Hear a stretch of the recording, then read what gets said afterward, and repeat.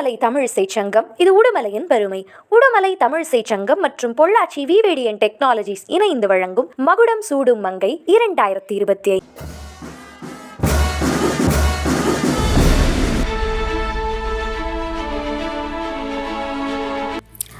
சமூக சேவை மற்றும் பசுமை விருதான வேளாண்மை மங்கை விருதினை பெற்றுக்கொள்ள கவிதா அவர்களை அன்புடன் மேடைக்கு அழைக்கிறோம்.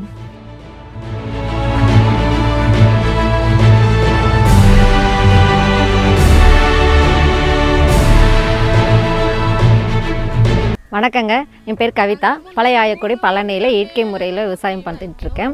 இதில் பாரம்பரிய நெல் ரகங்களில் விவசாயம் பண்ணிகிட்ருக்குறேங்க. அது மட்டும் இல்லாமல் நெல் மட்டும் இல்லாமல் மா, கொய்யா, தென்னை இது எல்லாமே இயற்கை முறையில் தான் விவசாயம் பார்த்துட்ருக்கேன். இதில் நம்ம உரங்களும் பூச்சிக்கொல்லி மருந்துகள் எதுவுமே நான் பயன்படுத்த மாட்டேன். இது சிவன் சம்பா நாற்று. இதுதான் இப்போ நம்ம நடவுக்கெல்லாம் பார்த்துட்டு இருந்துறோம்.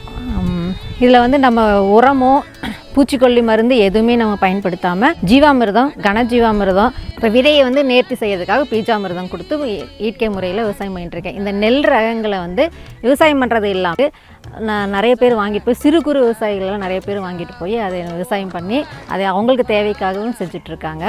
இந்த விவசாயத்தை மேலும் ஊக்குவிக்கிறதுக்காக தமிழ்நாடு அக்ரிகல்ச்சர் யூனிவர்சிட்டியிலிருந்து எனக்கு செம்மல் விருது எனக்கு வழங்கினாங்க.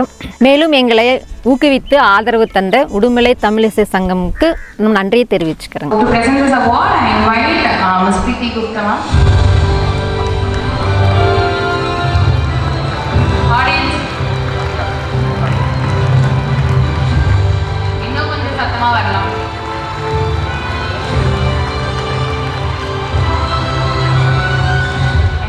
தலையிலேருந்து தட்டி கொஞ்சம் கை வச்சிருக்கோம். ஆனால் அது எல்லாமே நாளைக்கு நல்லதா உங்கள் உடம்புக்கு தான் நல்லதா மாறப்போகுது. ஸோ தயவு செஞ்சு உடுமல் மக்கள் ரொம்ப ஸ்ட்ராங் தானே. உடுமல் பேடு மக்கள் ஸ்ட்ராங்னு நினச்சிக்கலாமா?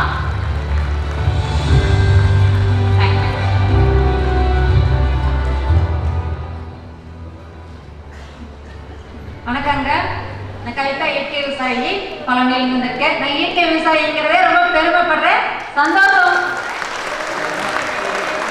ஏன்னு கேட்டால் இயற்கை விவசாயிங்கிறது உணவு உற்பத்தி மட்டும் கிடையாது, சுற்றுச்சூழலை பாதுகாக்கிறது மட்டும்தான். அது இல்லாமல் அனைத்து ஜீவராசிகளுக்கும் எந்த கெடுதலும் இருக்காம சுற்றுச்சூழலை பாதுகாக்க இயற்கை மண் வளத்தை அதிகப்படுத்தணும். மண்ணின் வளமே மக்கள் வளம். இதே அப்பயே அந்த காலத்தில் சொன்னாங்க, பகுத்துண்டு பல்லுயிர் ஓம்புதல் நூலோ தொகுத்தவற்றுக்கு எல்லாம் தலைன்னு சொன்னாங்க.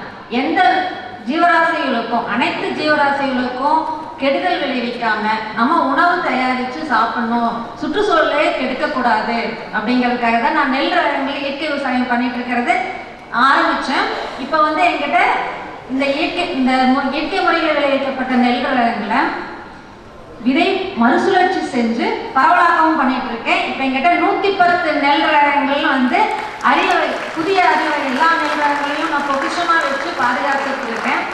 அது மட்டும் இல்லாமல் இதை அந்த நெல் ரகங்களை அறுவடை செஞ்சு அரிசி அரைச்சி கொடுத்துட்ருக்கிறேன். மக்கள் எல்லாரும் அதை வாங்கி பயன்படுத்திட்டு ரொம்ப நல்லா இருக்குன்னு சொல்கிறாரு. எனக்கு ரொம்ப ரொம்ப இது ஆத்ம திருப்தியாக இருக்கும். ஏன்னா இது உணவுங்கிறது தான், உணவே மருந்து. இந்த மருந்து சாப்பிட்டே இருக்கிறவங்களுக்கு இந்த உணவு சாப்பிட்டு எனக்கு சரியாயிடுச்சு, இந்த நோய் எனக்கு கண்ட்ரோலாக இருக்குது அப்படின்னு சொல்கிறதா ரொம்ப ஆத்ம திருப்தியாக இருக்கும். அதே மாதிரி பெண்களாகிய நாம தான் முதலடி முன்னாடி வைக்கணும். இயற்கை விவசாயத்துக்கு வாங்க, எல்லாரும் விவசாயம் பண்ணுங்க, யாரும் விற்றாதீங்க, இயற்கை விவசாயத்தை பண்ணுங்க எல்லாரும். ஏன்னா உணவே மருந்து, உணவு தான் ஆரோக்கியமான உணவை அடுத்த தலைமுறைக்கு நம்ம கொடுத்துட்டு போகணும். நம்ம என்ன கொடுத்துட்டு போவோம்னு தெரியாதுங்க.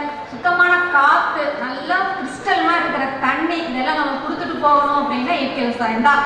வருங்காலத்தில் நம்மளாம் இயற்கை விவசாயம் செய்வோம். இந்த மகுடம் சூட்டி அழகு பார்த்த நம் உடுமலை தமிழிசை சங்கத்துக்கு மனமார்ந்த நன்றி தெரிவிச்சுக்கிறேன்.